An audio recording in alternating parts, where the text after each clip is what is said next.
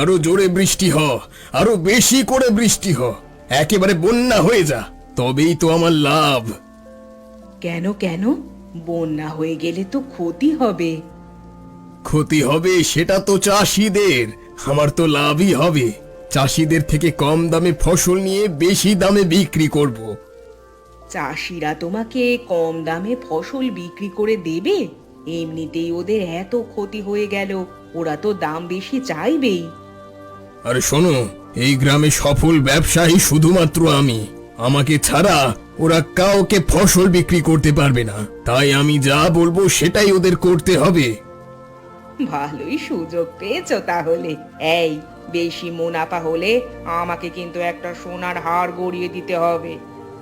তোমার তো আলমারিতেও সোনার গয়না, এরপরেও তোমার সোনার হার চাই? এই, বউয়ের কথা কিন্তু শুনতে হয়। যেটা বলবো সেটা যেন চলে আসে। তোমার তো কোনো টাকার অভাব নেই, তাহলে কেন এমন করো বলো তো? আরে ভবিষ্যতের জন্য তো রাখতে হবে, টাকা পয়সা খরচ করে দিলে তো ভবিষ্যতে অসুবিধা হয়ে পড়বে। ধুর, তুমি তো ব্যবসা করছো, খাটাখাটনির তো কিছু ব্যাপার নেই। যে বয়স হলে করতে পারবে না, আর তোমার তো ভালো সুযোগ। কেন এমন করো বলো তো? জানি না বাপু। আচ্ছা আচ্ছা, তুমি রাগ করো না, আমি এনে দেব। তবে আগে দেখি চাষিদের থেকে কত টাকার ফসল কিনতে পারি, তারপর করে দেব।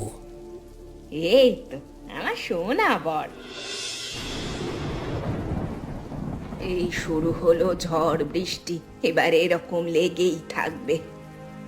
হ্যাঁ, যা বলেছে। তবে আজকে ঝড় বৃষ্টি তা দেখে আমার খুব ভালো লাগছে। টানা 15 দিন প্রবল রোদ আর গরম, পুকুরের জলটা একেবারে শুকিয়ে গিয়েছিল। এবার একটু জল বাড়বে। হ্যাঁ, এবার মাছগুলো একটু স্বস্তি পাবে। বাবা, তোকে আর একটু ভাত দেবো রে? হ্যাঁ গো, হ্যাঁ দাও। আজকে আমি খুব আনন্দিত, জমিয়ে খাওয়া দাওয়া করব। আর কালকে একটু মাংস নিয়ে আসবো, ভালো করে রান্না করে দিও তো। আচ্ছা বাবা, আচ্ছা, সে নয় করে দেব। তবে অত খুশি হোস না। এই রকম বৃষ্টি যদি রোজ রোজ হতে থাকে তাহলে পুকুরের জল উপচে পড়বে। তখন সব চারাপোনা মাছগুলো চাষের ক্ষেতে ঢুকে পড়বে, বুঝলি? হ্যাঁ গো, ঠিকই বলেছ। তবে এইরকম বৃষ্টি হবে বলে মনে হয় না, কারণ অনেক দিন পর বৃষ্টি হচ্ছে বলে এত পরিমাণে হচ্ছে। আবহাওয়া কেউ বুঝতে পারে না, বুঝলি তো? এই দেখবি রোদ, তারপরেই দেখতে পাবি প্রবল বৃষ্টি। তাহলে এক কাজ করব, পুকুরের ধারগুলো একটু বেশ ভালো করে কোদাল দিয়ে কুপিয়ে গভীর করব, তাহলে আরো বেশি পরিমাণে জল ধরবে। হ্যাঁ, সে তো ভালো হবেই। তার জন্য অথবা লোক লাগাতে হবে। আর এখন তো তোর হাতে টাকা পয়সা নেই, এই তো মাছ ছেড়েছিস, এক্ষুনি এসব করা সম্ভব?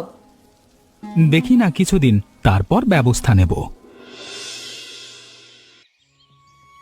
হায় ওপরওয়ালা, এ আমার কি হলো? আমার পুকুরের পাড় ভেঙে বেশিরভাগ জল সব আশেপাশের চাষের খেতে চলে গেল। এত টাকা দিয়ে যে মাছ চাষ করলাম, সব টাকা লোকসান হয়ে গেল। ভাই কাঁদিস না রে, কাঁদলে কি তোর সমস্যার সমাধান হয়ে যাবে বল? আরে না পারলেও কি আমার সমস্যার সমাধানটা হয়ে যাবে? যা হয়েছে আমার হয়েছে। তোদের তো ভালোই হয়েছে, আমার পুকুরের জল তোদের চাষের খেতে ঢুকে জলে ভর্তি হয়ে গেছে, এবার ভালো চাষ হবে। ভাই কাঁদিস না, হ্যাঁ মানছি আমাদের ভালো হয়েছে, তবে তোর ক্ষতি হোক আমরা এটা চাই না। মোহন, আমাকে একটু একা ছেড়ে দে, আমার একদম ভালো লাগছে না। কালকে রাতে আমি কত আনন্দিত হচ্ছিলাম, ওপরওয়ালা আমার থেকে সেই আনন্দ কেড়ে নিয়েছে।